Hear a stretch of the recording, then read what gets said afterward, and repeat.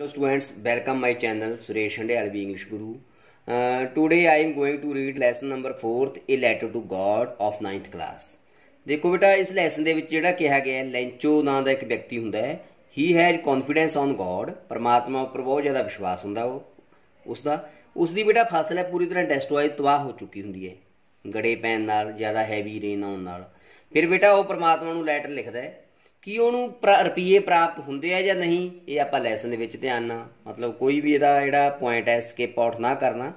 I am going to read para by ਪੈਰਾ।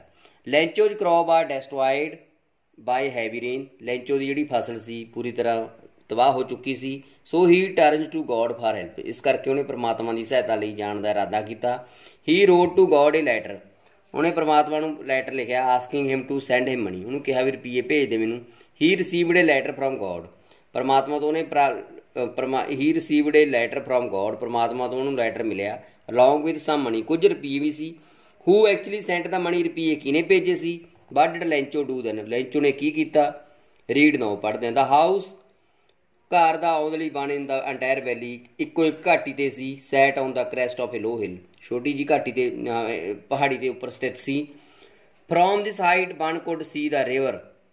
ਉਸ ਉਚਾਈ ਤੋਂ ਨਦੀ ਨੂੰ ਦੇਖ ਸਕਦੇ ਸੀ। And the field of ripe corn dotted with the flower that always promised a good harvest. ਕਹਿੰਦਾ ਫਸਲ ਤੋਂ ਇੰਝ ਲੱਗਦਾ ਸੀ ਵਧੀਆ, ਮਤਲਬ ਖੇਤਾਂ ਤੋਂ ਇੰਝ ਲੱਗਦਾ ਸੀ ਵਧੀਆ ਫੁੱਲ ਆਉਂਦੇ ਸੀ ਫਸਲਾਂ ਨੂੰ ਵੀ ਵਧੀਆ ਸਾਨੂੰ ਫਸਲ Diu.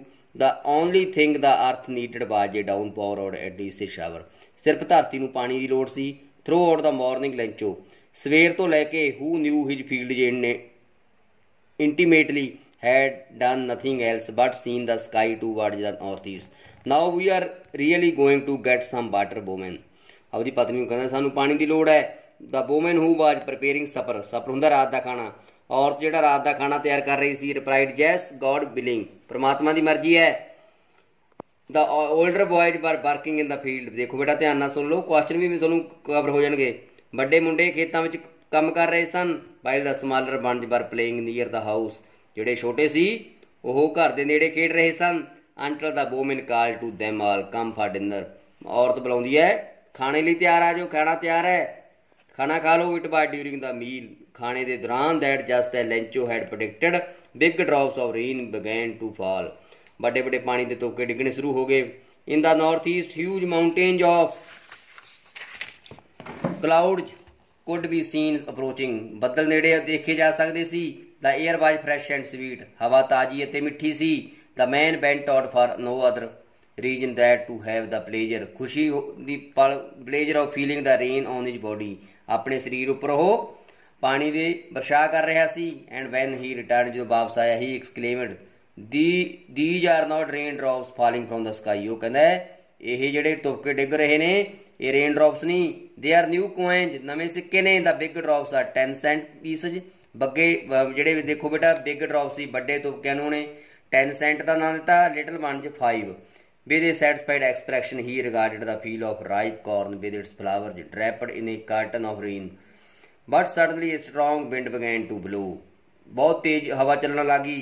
Along with the rain very large hail stones began to. ਵੱਡੇ ਵੱਡੇ ਗੜੇ ਸ਼ੁਰੂ ਹੋ ਗਏ। These truly did resemble new silver coins. ਇੰਝ ਲੱਗਦਾ ਸੀ ਜਿਵੇਂ ਸਿਲਵਰ ਕੋਇਨ ਦੇ ਹੋਣ। ਦਾ ਬॉयਜ਼ began to the boys exposing them to the rain ran out to collect the frozen pearls. It is really getting bad now. बहुत बुरा हो रहा सी। exclaimed the man ने कहा I hope it passes quickly. ये जल्दी ही गुजर जाएगा। It did not pass quickly. जल्दी खत्म ना होया। for an hour, एक घंटा the hail rain on the house, the garden, the hillside, the cornfield, on the whole body. The field was white. ਖੇਤ ਇਸ ਤਰ੍ਹਾਂ ਚਿੱਟਾ ਸੀ as if covered with salt, ਜਿਵੇਂ ਲੂਣ ਨਾ ਭਰਿਆ ਹੋਵੇ। not a leaf remained on the trees. ਦਰਖਤਾਂ 'ਤੇ ਕੋਈ ਵੀ ਪੱਤਾ ਨਹੀਂ ਸੀ। ਦਾ ਕਾਰਨ ਵਾਟ ਟੋਟਲੀ ਡਰਸਟ। ਫਸਲ ਪੂਰੀ ਤਰ੍ਹਾਂ ਨਸ਼ਟ ਹੋ ਚੁੱਕੀ ਸੀ। ਦਾ ਫਲਾਵਰਜ਼ ਵਰ ਗੋਨ ਫਰੋਮ ਦਾ ਪਲਾਂਟਸ। ਕਹਿੰਦਾ ਪੌਦਿਆਂ ਤੋਂ ਪੱਤੇ ਜਾਂ ਫੁੱਲ ਜਾ ਚੁੱਕੇ ਸਨ। Lencho soul was filled with sadness. Lencho ਦੀ ਆਤਮਾ ਉਦਾਸੀ ਨਾਲ ਭਰ ਗਈ। When the storm had passed. ਜਦੋਂ ਤੂਫਾਨ ਚਲਾ ਗਿਆ। He stood in the middle of the field. ਉਹ ਖੇਤ ਦੇ ਵਿਚਾਲੇ ਬੈਠ ਗਿਆ, ਖੜਾ ਹੋ ਗਿਆ। And said to his son ਜੇ plague of locusts would have left. Plague ਆ ਗਈ, ਖੇਤਾਂ ਨੂੰ ਕੁਝ ਨਹੀਂ ਛੱਡਿਆ। The hail had left nothing this year we will have no corn. ਸਾਡੇ ਕੋਲ ਕੋਈ ਫਸਲ ਨਹੀਂ ਹੋਵੇਗੀ ਹੁਣ। ਦੈਟ ਨਾਈਟ ਵਾਜ ਏ ਸੋਰੋਫੁਲ ਵਨ।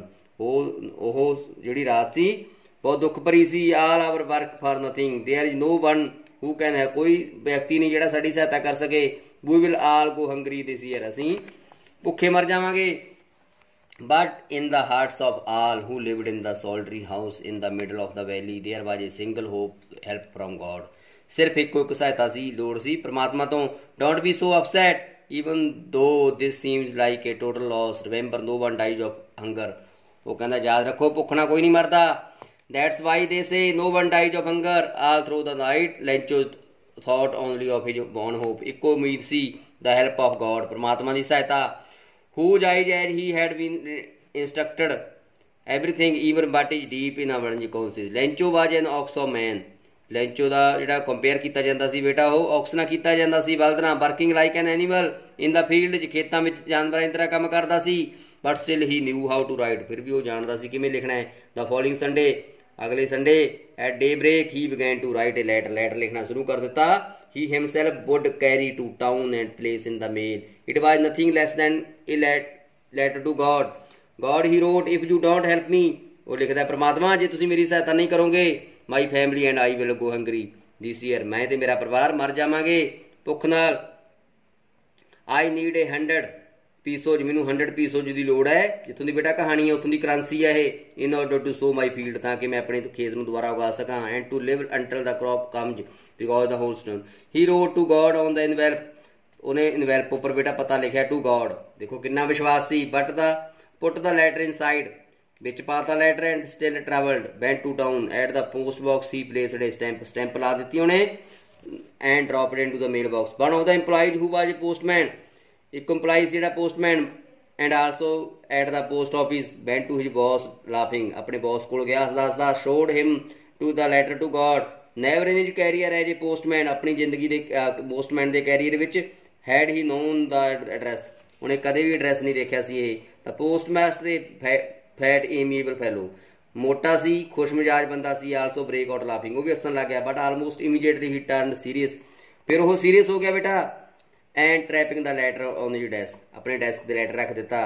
ਕਮੈਂਟਡ ਬਟ ਫੇਥ, ਕਿੰਨਾ ਵਿਸ਼ਵਾਸ। I wish I had the faith of the man, ਕਾਸ਼ ਮੇਰੇ ਕੋਲ ਵੀ ਇਸ ਤਰ੍ਹਾਂ ਦਾ ਵਿਸ਼ਵਾਸ ਹੁੰਦਾ।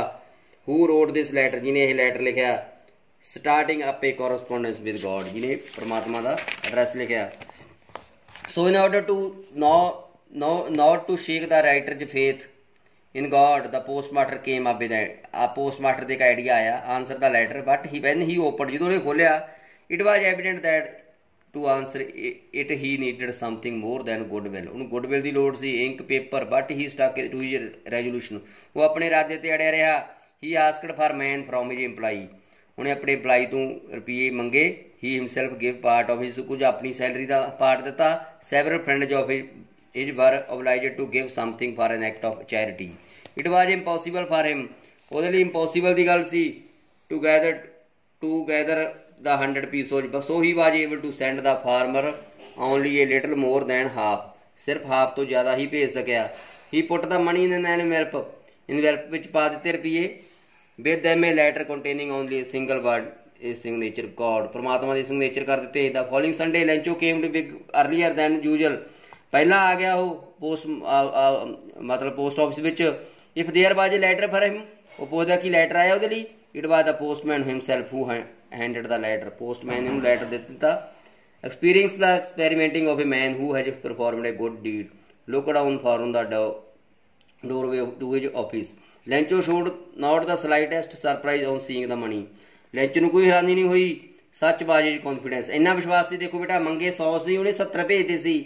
But he became angry when he counted the money, God could not have money made a mistake, ਪਰਮਾਤਮਾ ਨੇ ਕੋਈ ਗਲਤੀ ਨਹੀਂ ਕੀਤੀ। nor could he have denied ਲੈਂਚੋ but he had requested, immediately ਲੈਂਚੋ went up to the window, ਤੁਰੰਤ ਲੈਂਚੋ window ਕੋਲ ਗਿਆ, ਖਿੜਕੀ ਕੋਲ, to ask for paper ਲਿਆ, ਇੰਕ ਲਿਆ। on the public writing he started to write, ਉਹਨੇ ਲਿਖਣਾ ਸ਼ੁਰੂ ਕਰ ਦਿੱਤਾ। with much wrinkling of his, caused by the effort he had to make express his idea, when he finished he went to the window to buy a stamp which he licked and affixed to envelope, ਪਹਿਲਾਂ ਵਾਂਗੂ ਬੇਟਾ envelope ਵਿੱਚ ਪਾ ਦਿੱਤਾ। the moment that the letter fell into the mail box, God of the money that I asked for only 70 pesos reached me, ਮੈਨੂੰ ਤਾਂ 70 ਪੀਸੋਜ ਪਹੁੰਚੇ ਹੈ। send me the rest, ਮੈਨੂੰ ਬਾਕੀ ਭੇਜ ਦਿਓ। Since I need it very much, मैनू बहुत ज़्यादा लोड़ है, but don't send it to me through mail. हुण कहना देख मेल राही ना आउण, बाय पोस्ट ना आउण, because the post office employees are a bunch of crooks. Lencho कहता पोस्ट ऑफिसर के जिहड़े इंपलाई ने वो की नेगे, मतलब झूठां दे बंच ने, इकट्ठ ने। अंडरस्टैंड बेटा मैं इनू डीपली तरीके नाल पढ़िया, इनू ध्यान नाल तुसीं लिसन करना, अंडरस्टैंड करना। कमेंट करके बेटा जरूर दस दिया करो। Okay, thank you very much for joining me.